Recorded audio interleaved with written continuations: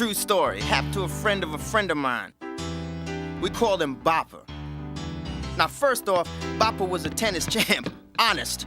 Him and his sister Maria. They won the All-City Mixed Doubles a couple of years ago. They beat the kid of this big corporate honcho called Philip and his partner, squishy-faced Hillary.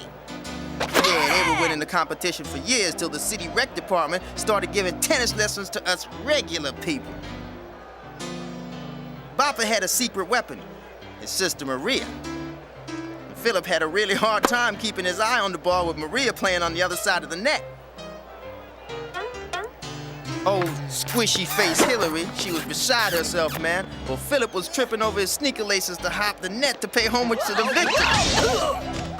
Dad had to ask Maria if she would be interested in taking a turn in his Jag some night. But Bopper stepped in. Nobody takes my little sister for no turn without first he meets my grandmother and gets approval.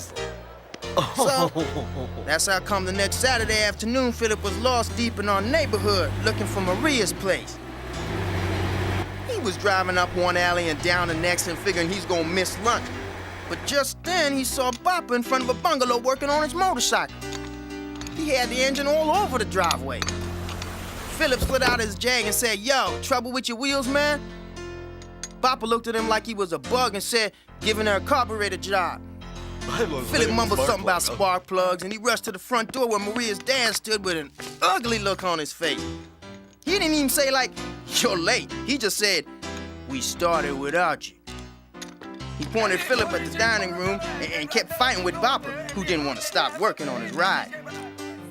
Philip walked down the hall into the dining room feeling very, out of place, especially when he saw the family members around the dinner table, hunched over steaming bowls of thick black bean soup. Philip turned on all his charm as he apologized for being late and shoved a bouquet of flowers in the grandma's face.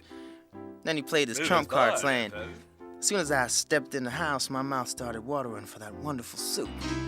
The grandmother said Maria had made the soup herself. Maria was about to head for the kitchen to serve Philip a bowl when he said, "Oh, don't get up, Maria. I already feel like a member of the family, so let me serve myself." Uh-oh. There on the stove were 2 pots full of black bubbling liquid. So he sniffed one pot, and the stuff smelled terrible. Then he smelled the other, and it stunk too. See, that was the problem when you get brought up in a household where garlic is like some exotic thing. But Philip remembered his father's corporate-type advice.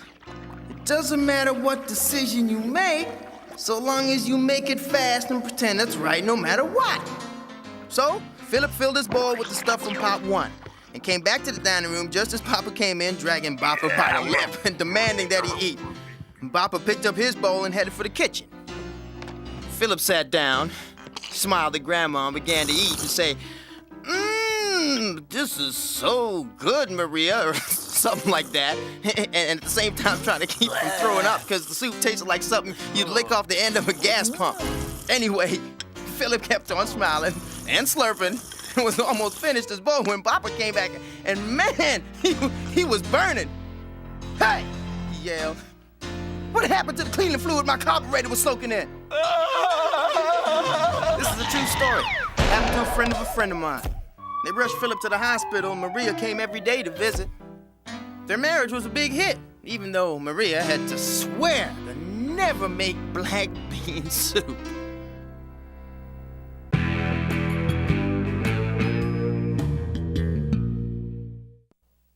This is a true story. It happened to a friend of mine. Actually, 2 friends, Charlton and Belinda. They were affectionately known at Harvard as Chip and Bunny. When Chip and Bunny tied the knot, they searched to find the perfect home, in the perfect neighborhood, with the perfect neighbors. Something perhaps in Kennebunkport, lots of tradition and history. And they found just what they were looking for. A charming old house with tons and tons of character. On the rocky cliffs overlooking the sea, the house displayed its old world Victorian charm by day, yet appeared strangely eerie by the light of the moon. Chip and Bunny were told the house was once owned by a whaling boat captain, a cantankerous old salt who, after one of many rousing spats with his wife, set sail in 1902 and never returned. It was said that the house was haunted by the ghost of the old captain, but Chip and Bunny scoffed. Perhaps folks with less sophistication than they had would be alarmed by such ghost stories, but Chip and Bunny would have no part of that. However, on their first night in the house, Chip, with trusty squash racket in hand, made his way downstairs to investigate. He found one of the old basement walls had collapsed, revealing several weathered oak wine casks with wine still inside them. Chip ventured to taste the contents of one of the casks. Awful stuff it was, but being thorough, Chip tried them all. To his surprise, one of the casks seemed to hold a rich red wine, robust, with a haughty bouquet and a piquant character. The most delicious wine Chip had ever tasted. Since the supply of this wondrous wine was limited, Chip and Bunny decided to keep it for themselves. On their subsequent wedding anniversaries, they would each savor one glass from their secret cache. Chip and Bunny went about having their basement converted into a proper wine cellar. The precious wine in that big old cask would only improve with age. Every year on their anniversary, whether they were off to a soiree at the club or a do at Mumsy's country home, Chip and Bunny would toast their good fortune with the delicious claret. On their 7th anniversary, they picnicked in the basement and shared their wine on a blanket spread over the cement floor. For their 12th anniversary, Chip and Bunny took a small decanter of the wine on a cruise and sipped it in the privacy of their stateroom. And on their 17th anniversary, the couple enjoyed their private wine in the gondola of a hot air balloon wafting over the majestic Alps. For by now, Chip was a successful attorney and Bunny ran a noted magazine. It was their 22nd anniversary when the cask ran dry. Chip turned the tap and only 3 drops trickled out. Taking this disappointment in stride, they bid a fond adieu and moved on with their lives. The next day, Chip went about the task of removing the old empty cask from the basement, but he couldn't lift it off its trestle. Could there be something in the cask? He pried off the lid and looked inside. Staring back at him was the old sea captain, who had either gone to sea and returned in a wine cask, or had not made it out to sea after the last spat with his wife. This is a true story. It happened to a friend of mine, and these days, on their anniversary, Chip and Bunny, now devout teetotalers, toast each other with strawberry milkshakes.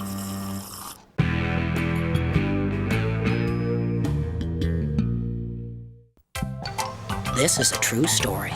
It happened to a friend of mine, Gertrude. Like the rest of us, she was getting on a bit. Still spry, but with hubby gone and the kids with kids of their own. Let's just say Gertrude had seen better years, but the best was yet to come. One day, Gertrude had just hopped off the crosstown bus and was waiting for another one to take her home when nature called, if you know what I mean. She'd been at a tea social most of the afternoon. She was not in the more fashionable part of town, and there wasn't a gas station in sight. Gertrude slipped into one of those snooty little dress shops to see if she could find an understanding sales clerk. The place was filled with the upper crust, the kind of place where if you have to ask how much, you can't afford it. Gertrude discreetly whispered to the wealthiest-looking salesgirl she'd ever seen, asking if she might use the facilities. The woman noticed Gertrude's discount shoes and announced the washrooms were reserved for customers only. All the rich ladies stared at her, and Gertrude hightailed it out of there. She felt like the biggest loser in the world and would have liked to have crawled on home. But when you have to go, so she kept on looking. She tried the big video store across the street, and things looked good at first. But when Gertrude mentioned her problem, the teenage clerks just spouted a long list of rules and regulations. And she had no more luck at the cafe next door, or the variety store on the corner, or the laundromat. By this time, things were getting pretty desperate. A terrible accident was a distinct possibility. But suddenly, across the street, Gertrude spotted a funeral parlor. She knew it was terrible, but she was forced to pose as friend or family and get to the ladies' room before it was too late. Instead of robotic teenagers, there was a pair of creepy funeral directors waiting right inside the front door. They smiled solemn, "I'm so sad for you" smiles, and Gertrude nodded her thanks for their sympathy. And just when she thought the worst was over, the creepier of the two pulled out a guest book and insisted that she sign. So Gertrude signed. She felt awful about it, but she put her whole name down, even though she'd never heard of the dearly departed. And finally, after all her troubles and all her humiliation, the lady was free to go. She slipped down the corridor to the powder room, and the problem was solved. But on her way out of the little girl's room, she saw the undertaker spying on her and thought she'd better pay her last respects before making her getaway. So she went into the parlor. There was no one there besides the poor dead soul himself. There were all these empty chairs and the biggest, most expensive casket you ever saw, but not one mourner. So Gertrude made her way up to the coffin and peered in. The man inside was old, really old, and he looked as stern as could be. But Gertrude could see a mischievous crinkle around his eyes, and she felt sorry for him, all alone there with no one to say goodbye. So she just whispered, "Thanks a lot. You really saved my life." And she caught the next bus home. A week or so later, Gertrude was just dusting round her tiny apartment when the mail came, and there was a letter from some lawyer she'd never heard of. Seems the old man at the funeral home had been stinking rich, but had fought with every single member of his family. So he made up this will, leaving all his money to anybody who bothered to show up at his funeral. They checked the guest book, and Gertrude's was the only name there. This is a true story. It happened to a friend of mine. And the first thing Gertrude did with all that loot was buy that fancy boutique and boot the snooty sales lady right out the door.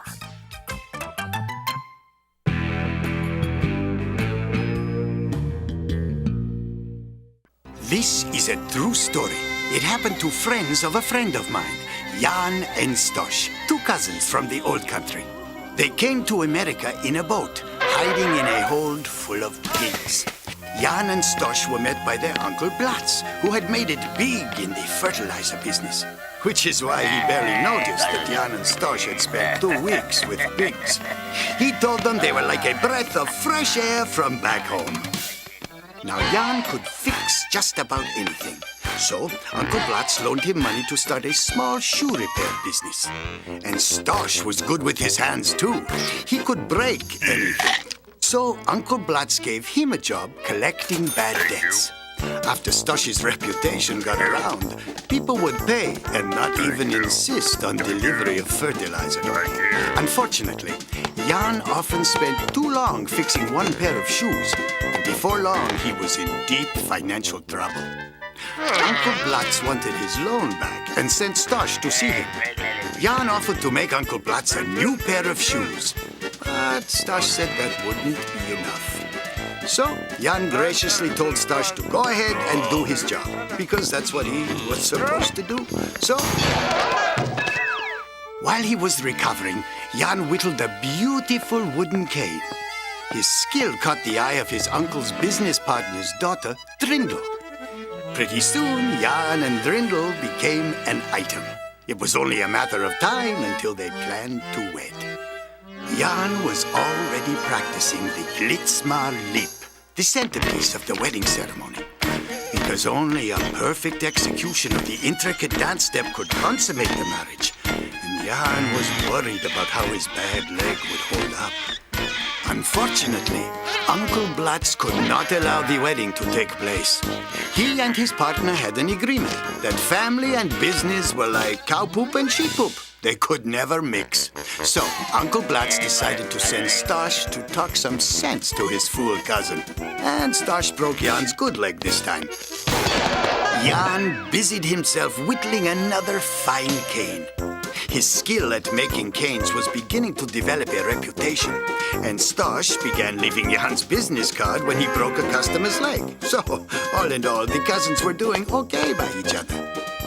They were closer than ever, which is why Stosh insisted that Jan be his best man at his wedding.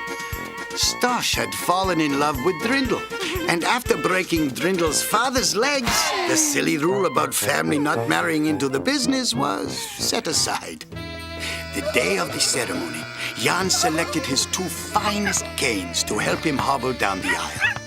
He stood proudly at the altar, watching first his own beloved Drindle stroll down the aisle in a dress she made herself out of fertilizer bags. Then came his cousin Stosh, resplendent in satin and burlap. Jan lay his canes on the floor and sat as the priest invoked the sacred vows and called on Stosh to execute the Glitzmar leap. But his feet got caught in Jan's canes. Stosh fell down the steps, crying in agony as both legs, tangled in Jan's canes, snapped. Jan stood up, and to everybody's surprise, executed a perfect Glitzmar leap. And the priest, having no other choice, pronounced Jan and Drindle man and wife. This is a true story. It happened to friends of a friend of mine, Jan and Stosh. You know, the ones who can't agree on anything. And who could blame them? Neither one has a leg to stand on.